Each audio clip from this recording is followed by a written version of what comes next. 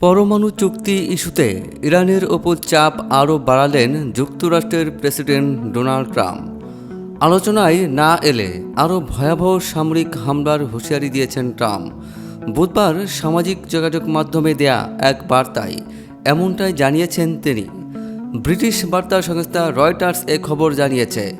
Trump লিখেছেন, তিনি আশা করেন ইরান দ্রুত আলোচনার টেবিলে বসবে এবং একটি ন্যায্য ও সমতাভিত্তিক চুক্তিতে পৌঁছাবে, যেখানে পরমাণু অস্ত্রের কোনো স্থান থাকবে না।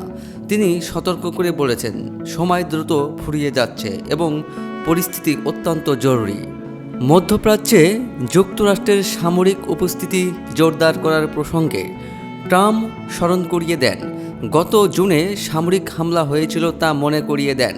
তিনি হুঁশিয়ারি দিয়ে বলেছেন, পরবর্তী হামলা হলে তা আরও ভয়াবহ হবে এবং এমন পরিস্থিতি আবার সৃষ্টি না করার আহ্বান জানিয়েছেন।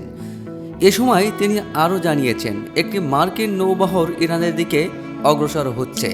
অন্যদিকে ইরানের সর্বোচ্চ নেতা আয়াতুল্লাহ আলী খামেনির উপদেষ্টা আলী শামখানি এক্সে দেয়া এক প্রশ্নে বলেছেন, যুক্তরাষ্ট্র যদি কোনো সামরিক পদক্ষেপ নেয় তাহলে ইরান, যুক্তরাষ্ট্র, ইসরায়েল এবং তাদের মৃত্যুদের লক্ষ্য করে হামলা চালাবে।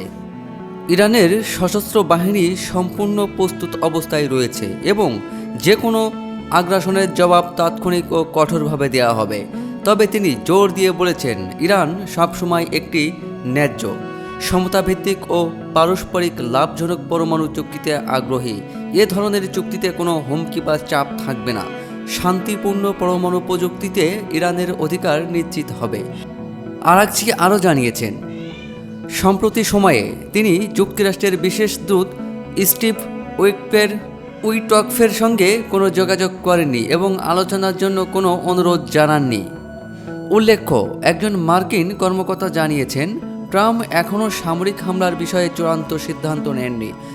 তবে ইরানের দুর্বল অবস্থাকে কাজে লাগিয়ে পরমাণু নিষ্করণ বিভিন্ন বিষয়ে চুক্তির জন্য চাপ দেওয়াকে যুক্তরাষ্ট্র সুবিধাজনক মনে করছে।